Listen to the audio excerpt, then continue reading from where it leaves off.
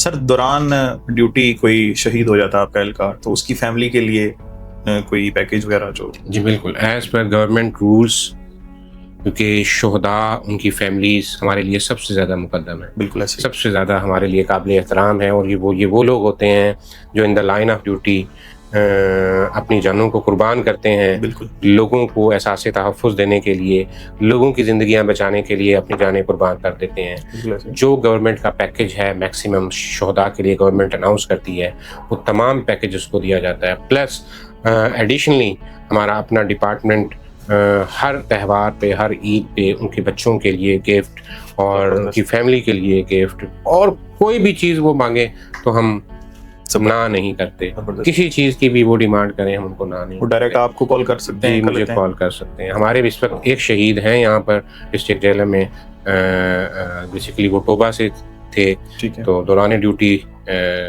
मरीज को इस्लामाबाद लेके जाते हुए मोटरवे पर एक्सीडेंट हुआ था। मुख्तार शहीद, वहाँ पर डेथ हो गई थी उनकी। तो उनकी फैमिली की, बल्कि उनकी वाइफ को भी जॉब मिली हुई है, और प्लस जो है उनको जो बेनिफिट गवर्नमेंट ने अनाउंस किए थे शहीद के तौर पर, बिल्कुल वो भी उनको मिले। सर इमरजेंसी हो जाती है तो ऐसे कौन से तरीके हैं जो आवाम को फर्स्ट एड के तौर पर करने चाहिए, जो आपकी तरफ से इंस्ट्रक्शन होती हैं जिसमें जान? इसमें डिफरेंट इमरजेंसीज हैं एचएम भाई। जो इसमें सबसे इफेक्टिव है ना, देखें, डेथ दो तरह की होती है, एक क्लिनिकल डेथ और एक बायोलॉजिकल डेथ। जी ठीक है। क्लिनिकल डेथ होती है कि इंसान अभी मरा नहीं है, उसके सेल्स, ब्रेन सेल्स डाई नहीं हुए होते। बिल्कुल। वो 7-8 मिनट का टाइम होता है, जिसे हम कहते हैं कि ये 7 मिनट्स जो है ना बड़े इंपॉर्टेंट है।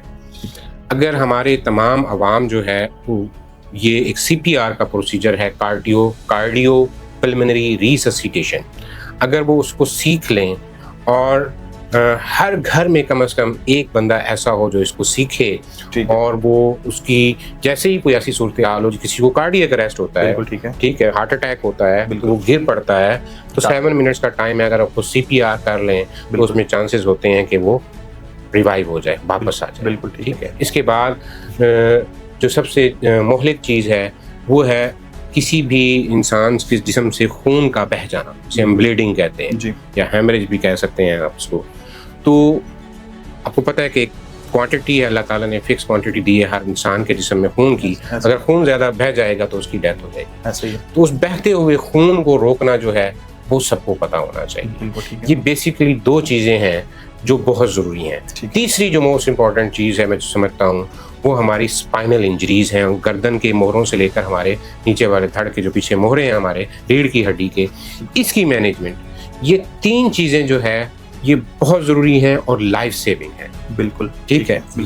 ये कैसे हमने इनको बचाना है, ये ट्रेनिंग हर शख्स को, मैं कहता हूँ कि कम से कम हर घर में से एक शख्स को ज़रूर पता हो कि ये हमने कैसे करना है। और इसकी हम ट्रेनिंग फ्री ऑफ कॉस्ट दे रहे हैं लोगों को, कम स्कूलों में, कॉलेजेस में, विलेजेस में जाकर दे रहे हैं, हम यूनियन कोस्टल लेवल पर जाकर लोगों को दे रहे हैं। और कहीं पर भी अगर आपके पास 12 से 18 अफराद या 20 अफराद हैं, मिनिमम 12 हैं वो आपके पास हैं, तो हमें कॉल करें, हम वहाँ पर जाके उनको 4-5 दिन की ट्रेनिंग देंगे बाकायदा, और लोगों को ट्रेन करेंगे। जबरदस्त। ये मेरा मैसेज है, बल्कि आपकी तवज्जो से, अगर आपके आसपास, हमसाए में, घर में, मोहल्ले में, गांव में, कहीं पर भी आपके पास ऐसे 15 से 20 अफराद हैं जो आप इकट्ठे कर सकते हैं, वो टाइम दे सकते हैं डेली 5 घंटे हमें, तो हम उनको 5 दिन की एक इंटरनेशनल ट्रेनिंग है जिसे हम community action for disaster response कहते हैं, जो कि इन केस ऑफ डिज़ास्टर उन लोगों को, उन इलाके के लोगों को, रहने वालों को बचाएगी